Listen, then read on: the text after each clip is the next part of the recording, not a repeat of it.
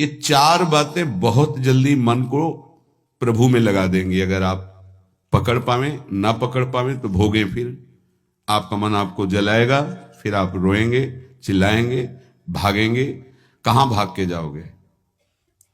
जो संसार में फंसे हुए जन है वो तो भाग के यहां आ रहे हैं श्री जी की शरण में। यदि आप अपने मन को संभाल नहीं पाए तो फिर कहां भाग के जाओगे? इन्हीं की शरणागति से तो निर्विकार हुआ जाता है, निश्चिंत हुआ जाता है, निर्भय हुआ जाता है। इनके चरणों को छोड़कर कहां निश्चिंतता होगी, कहां निर्भयता होगी? पहला, बिल्कुल ये जीवन की वो दवा है जिससे आप बिल्कुल ठीक हो जाएंगे यदि ये जीवन में उतार ले तो। हृदय में लिख लो, दिमाग में लिख लो, किसी नोटबुक में लिख लो, जो आप रोज स्वाध्याय करें। पहला, जहां जहां मन जाए, जिस वस्तु व्यक्ति स्थान में, तत्काल अपने प्रिया प्रीतम की भावना कीजिए। ये राधा वल्लभ लाल जी है। क्योंकि ये व्यक्ति पहले भी नहीं था, बाद में भी नहीं रहेगा। बीच में जो व्यक्ति दिखाई दे रहा है, ये व्यक्ति नहीं, मेरे प्रभु है। वस्तु नहीं, मेरे प्रभु है। ये स्त्री नहीं, ये प्रभु है। ये पुरुष नहीं, ये प्रभु है। ये पापी नहीं, ये प्रभु है। ये महात्मा नहीं, ये प्रभु है। मान लो, सवाल हल हो जाएगा। दूसरा, जहां जहां मन जाए वहां वहां मिथ्यात्व भाव करके, ये सब माया का विलास। राधा वल्लभ, श्री हरिवंश, राधा वल्लभ। और मन का एक स्वभाव है, जहां हम परिचय उसका ये जान जाते हैं स्वभाव का, तो हम उससे शासन में ले लेते हैं। लोग परिचय नहीं जानते हैं।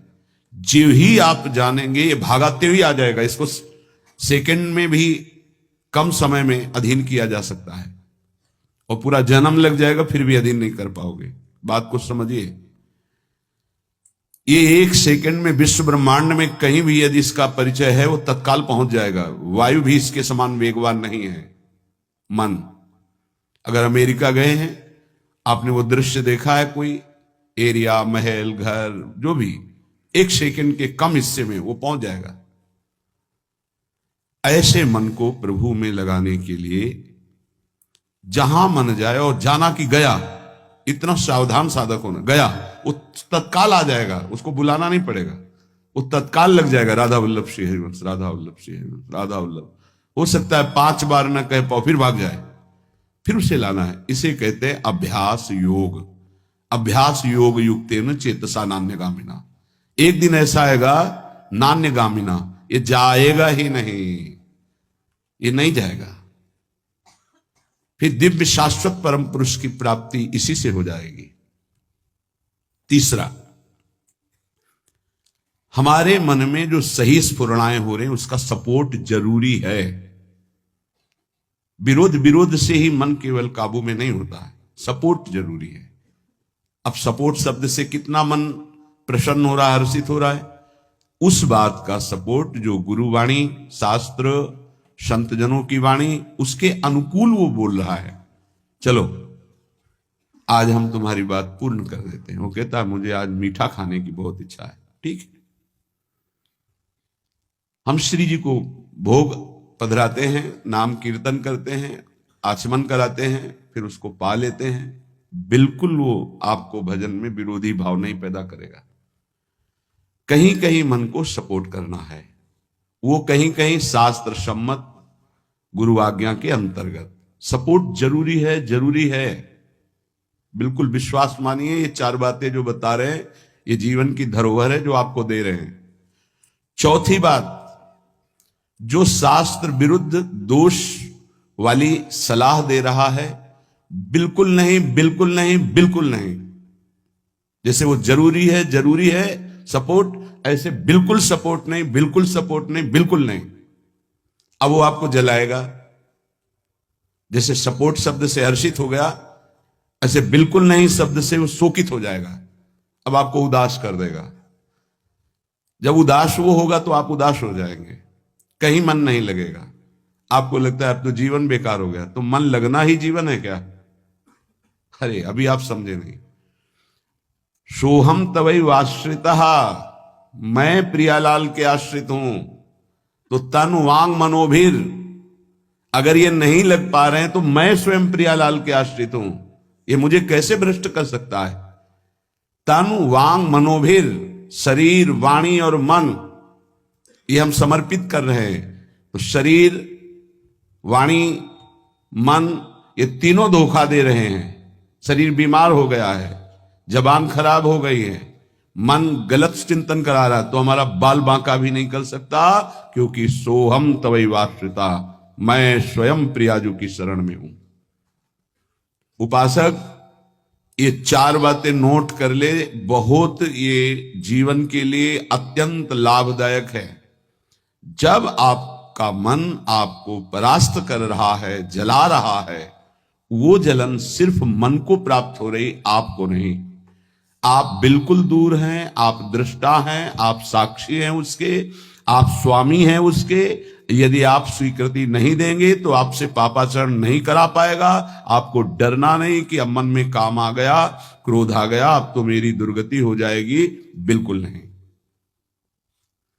देखो देखो जरा, इस पर विचार करो। क्या शरीर को त्याग देने से परम पद मिल जाएगा? दुखों की निवृत्ति हो जाएगी? क्या निर्विकारता आ जाएगी? नहीं। ऐसे शरीर को नष्ट करने वाले को प्रेत योनि मिलती है।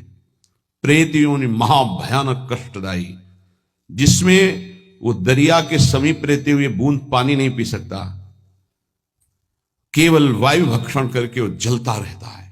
कितने समय तक इसकी कोई सीमा नहीं है, युग युग बीत सकते हैं। ये मन जिसको तुमने अपना माना, कितनी दुर्गति का रास्ता चयन करा दिया। उपासक मस्ती सीखे।